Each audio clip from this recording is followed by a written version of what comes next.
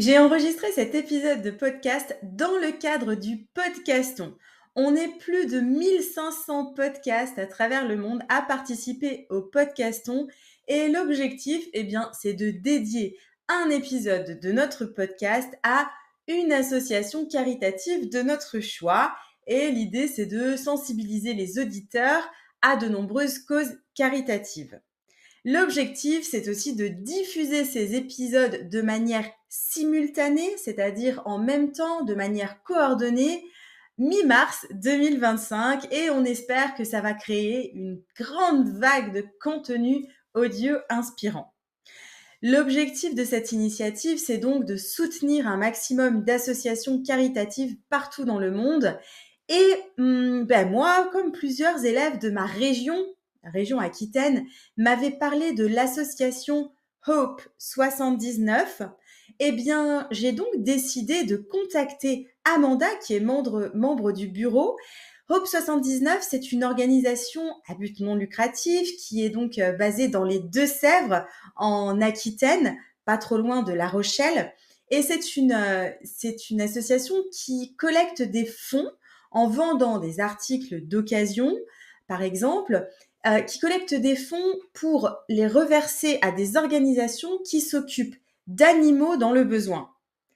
Alors, ils ont une grande équipe de bénévoles et je dois dire que j'ai pris beaucoup de plaisir à interviewer Amanda parce qu'elle avait vraiment plein de choses intéressantes à dire. L'épisode est en anglais, tu vas voir, c'est super intéressant et je te souhaite une très bonne écoute. Amanda de l'association Hope 79 ou Hope 79 au choix, comme me disait Amanda tout à l'heure. Alors, je suis très heureuse de t'accueillir aujourd'hui dans ce podcast, Amanda. This podcast is going to be in English, even if Amanda speaks French, but I think it will be much easier maybe for everybody to understand very well what is Hope 79, where it is based, and many information that Amanda is going to give us today. Thank you so much to be here, Amanda. So yes, in a few words, could you please present your association? Hello, Virginie, and thank you so much for inviting our association to do this podcast today. It's very much appreciated, the publicity, and to thank also all of our wonderful customers who help us. So thank you for your lovely welcome. That's very kind. So Hope 79 pour les animaux, Hope 79 pour les animaux. We're a non-profit organisation. We're a charity, an association. We're run entirely by volunteers, and it's based in the Deux-Sèvres, Department 79 in southwest of France. The purpose of our association is to help other associations who occupy themselves, who are involved heavily with saving animals. It's as simple as that. We don't do that ourselves. What we do is we raise funds to give to these associations so that to support them in their absolutely amazing work directly with the animals. And how do we do that? Well, we are 100% supported by volunteers. Our little group of people, we have up to 60, 70 volunteers, 25 core volunteers who are present the vast majority of the time, and the rest of the volunteers who contribute as much as they can in various different ways, which we'll get into a little bit later. But essentially what we do is we take in donations of items from the public, second-hand items. Those donations are sorted and presented in our shops and resold. And the monies we raise after expenses, we give to the charitable associations, the associations in the local area and around the local area who help animals in need, animals abandoned, animals who've had to be placed in a new home, animals who are hurt, animals who are lost, all different types of animals, dogs, cats, reptiles, donkeys, horses, all of these associations, they help various different animals. But through the generosity of our customers and those who support us, we're able to help in part to fund certain associations in the local area. So that's essentially what we do. How did we come about? Well, that's a bit of a long story. I'll cut it short. Obviously, don't want to be here all day listening to our history, but just to give you an idea, the association originated around about 20 years ago when a group of ladies rescued 5 dogs, and essentially one of the dogs didn't survive, but they helped have the vet bills paid and the rehoming of those dogs. And then they sat around a table one evening and said, why don't we do this as a charitable concern, as an association? And they dedicated that charity to the deceased relative of one of the founders. And that's how the charity started. It built up over a period of years, 20 years, and eventually had 3 shops, Hope 79 Pulleys Animaux, or Hope 79 as it was then. So it was just called the Hope Association. There was another shop in Conflans, which was the original shop, and also a smaller shop in the Haute-Vienne in Department 87. By the end of 2023, it had grown so big that the original founders and those who were the administration at the time decided that they couldn't continue to run the association as it was. It was just getting too big and a little bit difficult for them to control, if you like. So they split it. And that's how Hope 79 Pulleys Animaux came about. At the end of 2023, we became an independent association, concentrating our help, our aid in our local area and around the local area in the departments around us. So that's how we started. In 2024, that was our first full year of trading as an association, an independent association from the original. And it's been a fabulous year, absolutely successful. We managed to raise and donate over €119,000 to give to over 36 associations in and around the local area. And that is entirely provided by our customers who donate items, by the volunteers who work so hard, by volunteers going above and beyond, just turning up, if you like. They do all sorts of extra things which will help support us. And we're absolutely delighted to have had such a first successful year. It's amazing. And that's continuing at the start of 2025. So that's how we came about, and that's our ethos. We raise money to help associations which help animals. Félicitations, congratulations for the good results. It's really good to hear. Thank you. You're running a charity shop in France. Do you face any challenge here in your association, or is it always everything easy? I guess not, but Oh, Virginie, we would love it to be easy all the time, but it isn't. With anything, it's with anything. You have to put hard work in to make something successful.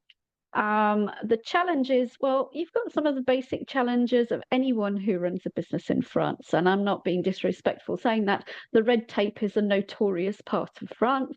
And we have to get over that from an administrative point of view. But that's not a problem. We just work with the system and we do what we need to do to make sure everything functions as it should do correctly with respect to the laws, etc., of an association in France. So that's one thing. It's the administrative side, and it takes up a lot of time and detail. Obviously, our whole aim is to create as much money as possible to give to other associations. So that means we need to tighten our expenses as much as possible. And we have to have expenses. Of course we do. We have overheads. We have things like a van we run to do collections and deliveries of furniture, of other items as well where necessary. And we have to maintain that van. It has to be legal, safe, etc. We have insurances. We have to maintain the building. That's a really big one. At the moment, we rent 2 buildings. We rent the furniture barn storage, and we have our own building which we own, which is the shop in Sauzy-Vosay, and we rent the smaller building next to the shop, which we run as a cafe, a small cafe, a coffee shop, which is very successful.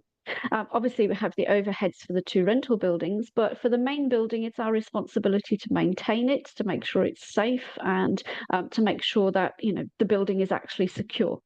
At the moment, we have a huge expense of the roof, and we're running a GoFundMe page to pay for the interim expenses of repair. But in time, we're going to have to replace the roof. So that's one thing which is creating, obviously, an issue for the association. Without a safe van to run, without a safe building, without a building which is functional, we won't have an association. It's as simple as that. We can't raise money. So they are essential things to consider, and that's ongoing. Obviously, we're 100% staffed with volunteers. And to maintain the association's function on a day-to-day basis, we need to continuously recruit volunteers. Now, that doesn't mean we want somebody to work full-time every week. Like I say, we have a core of about 25 volunteers who put in a lot of time and effort, both during trading hours and outside of trading hours, to make sure everything's presented correctly, sorted. We have cakes to sell in the coffee shop. We've done collections in the van so that we can put them on sale on the days that we're trading, that sort of thing. All sorts of different things. Some people take the washing home, but all of those people contribute a huge amount of time to the association. But to support those people, we do have the rest of the volunteers and an ongoing recruitment campaign for volunteers to join us, who perhaps can just come and do a couple of hours a week.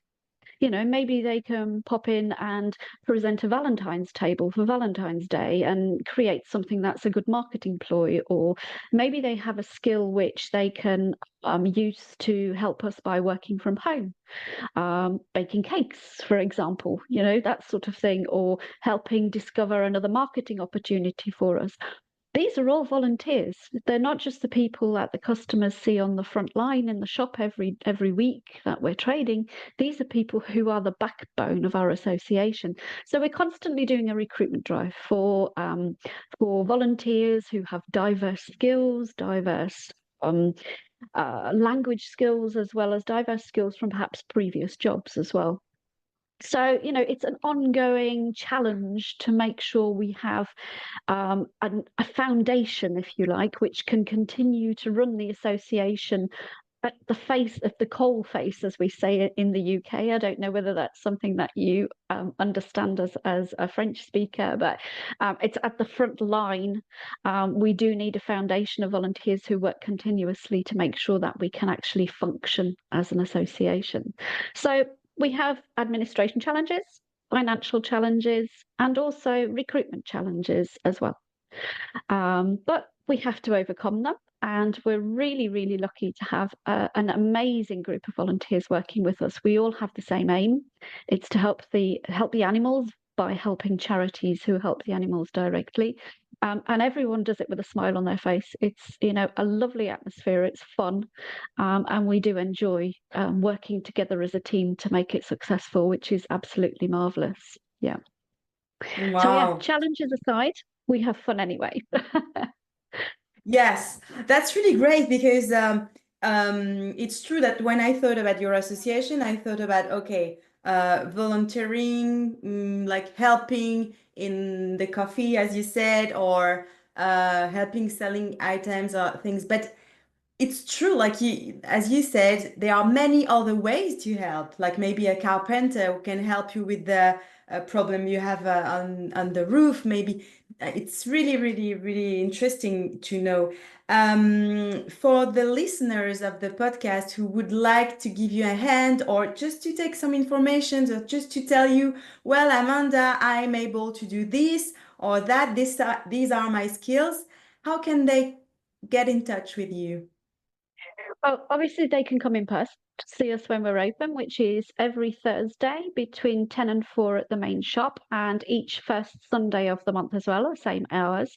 So they can come and visit us in person just to have a chat and have a look at what's happening in the shop and how they feel they can contribute, have a discussion. They could contact us through our Facebook site. We have a Facebook site, Hope 79 Charity Shop, and we also have a furniture barn site too. Or message us directly through there. We also have a website, www.hope79.org, and you have the possibility of contacting us. We'll get back to you, have a general chat about what you would like to do, because that's most important, and it's something we work hard to achieve, is to try and match the volunteers to their interests. There's absolutely no point in someone coming to us and saying, okay, I have a skill. I can make dresses really quickly if you have any material that's donated. And we go, okay, work in the book barn. That's not going to work for them. They're not going to be interested. So we try and match a volunteer to their interests. So that way we maintain the volunteer's interest and they want to come and work with us. And obviously we get the best out of the skill set of each individual volunteer. So we will work with whatever you would like to contribute, in whatever form you'd like to contribute it. And every little option of contribution helps us. Everything you want to do helps us, be it a small amount of time, be it once a month for a Sunday trading, doesn't matter. We welcome it all. It all makes the wheels go round. It all makes the charity work. So yeah, get in touch, please do. We welcome you, and you'll always have a very warm welcome at Hope 79 Polly's Animo, always. Wow, it's really good. It's really interesting, Amanda.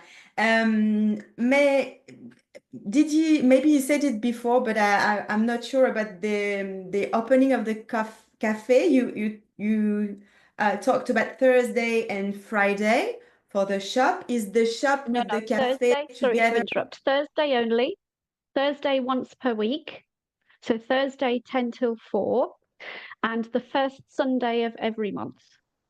The details are on both the Facebook site and also on our website as well. If anybody forgets once they've watched the podcast, that's no problem. Just have a look at our website and you'll be able to get all the details from that. The coffee shop opens at 10 o'clock and tends to close between 3 and 1:30. Again, trading between on the Thursday and the Sunday of every month. And the furniture barn to pop in or to make an appointment if you prefer to have a look at the stock we have in the furniture barn, which is a large building as well. That's open between 11 and 3. Okay, okay, that's great. And in the description of the podcast, there will be the website, the Facebook, also the Facebook address, and everything, all the details to contact you, Amanda, and to contact the association. I will put everything. Do you think, Amanda, you have any other anything to add? Any story to tell us, or have you shared Yeah, we're everything? really quite excited this year. The last few things have actually developed over the last year and are changing a little, but not essentially from the goal of the association, by no means at all. But we're actually working with the volunteers, as I described, to help them maximise the uses of their skill sets, and to help us create money. We have a number of volunteers who do that, which is absolutely fabulous. So, for instance, we're working also with the local community, the communauté de commune, to reduce waste. And to give you an example, if we have, as a very basic example, if we have, say, for instance, curtains donated to us, which perhaps aren't in a condition for sale, we don't believe, that they may be stained in certain areas, etc.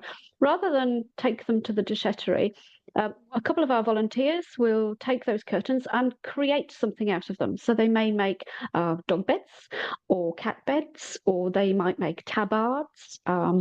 Pieces of leather from old settees are used to make handbags, that sort of thing. So we have what we call our crafting team, who we're working with to minimize waste. And it's a big thing. And we think it goes very heavily in hand with helping animals. We're humans on this planet, and animals are a big part of the ecosystem. We're a big part of the ecosystem, and the world needs our help. And if we can do that by reducing the amount of waste we have, which can be quite significant, if we receive lots of bags of clothes or a collection from a house clearance, perhaps there's broken pottery, etc. We need to find ways of minimizing what we have to take to a déchetterie. So we have our lovely crafting team who are creating lots of items to resell in the shop to create more funds, and they're absolutely fabulous. And also we're working, as I say, with the communauté de commune, with other associations and with businesses. To give you an example, we have an association who comes to take the books which aren't in good condition and not resellable, So rather than take them to the déchetterie and create waste, they take them and they actually use the paper and sell it in whatever form they can to help support their own association. So they take that instead of that the déchetterie taking the load of that, if you like. We're working with a gentleman who has a business who is anger management, and he takes all of our broken pottery and he uses it in his anger management classes, so people could throw pottery at a wall or whatever, and he creates a business out of it. So, and then eventually he will use it for something else. We have another group of people who take our broken glass and use it for creating crafts in a craft class, for creating glass windows, etc. So what we're trying to do is we're trying to minimize the amount of waste we create as an association to be responsible. And that's something that we feel really heavily involved in for the years to come. Is to work with the local communities and find ways to use the items that we can't use, give them away to other charities or businesses so they can be reused in the local area. And in doing that, what we do is we help create funds in return because we have the publicity, we have the marketing, they understand what we're doing. We also go to huge strains to ensure that we have a déchetterie area ourselves where we separate cardboard and metal products and glass and etc. so that they actually are recycled responsibly. So it's a twofold thing.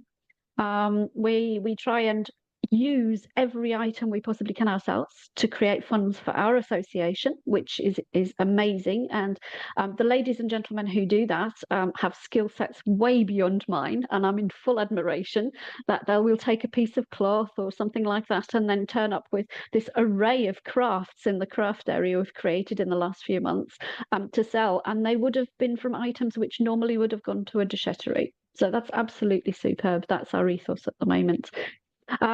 So yes, it's all quite exciting. We wouldn't be able to do it without our fabulous customers, and we get customers coming week in, week out, spending money in the shop, giving us support from a financial point of view. Sometimes to the point at which it makes you cry. We have people where they've lost loved ones who have enjoyed coming to us, enjoyed stopping in the cafe for a cup of tea and a slice of cake, and they give a donation to us in the name of the loved one. So we've created a garden of remembrance for those people where we plant something, they've given us a donation, so we plant a memorial for them. And often the partner who's left will come back and see how the plant's doing, and make sure that we're actually still supported, which is absolutely wonderful. We wouldn't be able to do it without our customer base. We really wouldn't. They're amazing people. And we get so many compliments about how they come and have a little laugh with us and a little chat, and they're able to stop and take some time in the cafe to talk to their friends, and it's really becoming quite a community hub as opposed to just a buy and sell place, if you like. And that's priceless for us. That's something that we feel is as important as providing the money for the animals, because if people are happy coming to see us and to visit us and to enjoy our atmosphere, then we will create more funds to give away to the charities who help animals. And that's just absolutely fabulous. Yeah. Wow, that's amazing. It seems to be like a really social place also, no, to meet people. And I have many English speakers living in as a student, living in Aquitaine. And sometimes some of them are really isolated too, they don't know much French people because they don't speak the language, and it's sometimes hard. So it can also be a great way, I think, to socialize and to be part of your adventure. No, it sounds fabulous. Thank you so That's much, exactly it, Amanda, Virginie. That is exactly what happens, and it's happening more and more. Really, it is. It's becoming a destination venue rather than just a charity shop, shall we say? And we love that, because the more people can come and enjoy their time there, the more successful we'll be, and that's the whole point of having the association. Exactly. Wow. Amanda, I have a question about admin. Do you deal with the French administration yourself, or do you have, are there some French people organizing this part of the association? In the vast majority of the time, it's myself who deals with the French administration. There's a board of 3 of us at the moment. There's myself, the president, but I also do the secretary's job. We have a treasurer, and we have the person responsible for the shops, the running of the shops on a day-to-day basis. So we have Dot, our treasurer, and we have Anne, who's responsible for the shops. But in the majority of time, I do have done the vast majority of French admin myself. I do have a couple of volunteers who are really quite switched on about French administration, and they do help me from time to time if there's something totally confusing, which can happen. But no, the vast majority of the time, it's myself who does it. Yeah. So we've got through the first year, which was the most difficult, because that's when everything needs setting up and organising from a tax and administration point of view. So I'm hoping things get a little easier from now. Would you say it's easy to open an association in France, or would you say it's easy to open the association, but you must be prepared to provide due diligence and transparency, and ensure that whatever you actually do is available for scrutiny, because it is an association. We aren't running as a business. People give their money voluntarily. The volunteers give their time, their effort, and their goods, and everything that they do is voluntary. We need to ensure that we are able to provide clarity for them about where their money, their time and effort is going, from a customer base and a volunteer base. And that's essential. And that's where the French administration comes in, being able to register yourself correctly with the tax office, provide information about where the bills are being paid, who you're paying them to, etc. Also, the legal requirement of having an accountant, because we are legally required to contract an accountant to provide the account once a year, or present them in a way which is legally acceptable for French authorities. So I think actually to open an association is quite quick. It's all of the administration which underpins that, which you must be prepared to take the time to do correctly, and to continue do correctly. Continue presenting in a way which means that whatever you do is transparent, and you can sleep at night. You're doing the right thing, but you need to be able to prove it.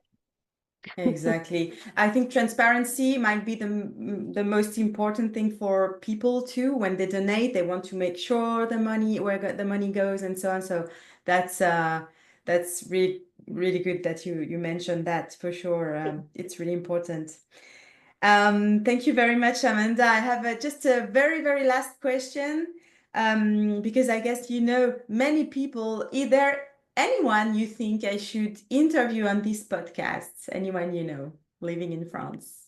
I put my mind to this, and I've in recent months, come across an association called Les Lutins, an association Les Lutins, Lutins, which is based in the Deux-Sèvres. And they support a lot of charities. And we actually went to their Christmas fair.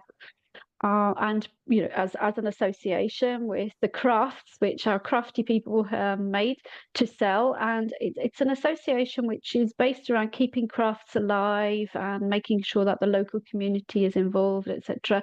And I think they might be a very good local community group to be interviewed on the podcast. Great. I just write that down, and I will get in touch with them. Amanda, I really hope to be able to visit you, because you know that I'm in Deux-Sèvres too. So I have no excuse. I have no excuse. I'm close to Niort. It's not so far away from you. So I have no excuse, and I might come with maybe with Linda, if she hears me, she's one of my English students who lives in the area too. So maybe we can come together and visit you and have a coffee with you and see your wonderful work. It would be fabulous, Virginie. You'd be very, very welcome. Yeah, very welcome indeed. And thank you again for the opportunity that you've given us to promote our association. So it's very much appreciated by everyone. So thank you. Thank you very much. Thank you so much. This podcast will be for the Podcasthon. It's a special podcast for associations. So hopefully it will be spread in, if not in the whole world, in France, and hopefully you will get in touch with new volunteers and new people who will come and help Hope 79. Fantastic. I really hope so. That sounds Thank great. you very much, Amanda, and I wish you a very nice day and bonne continuation with the association. Merci Virginie, c'est vraiment gentil. Merci beaucoup.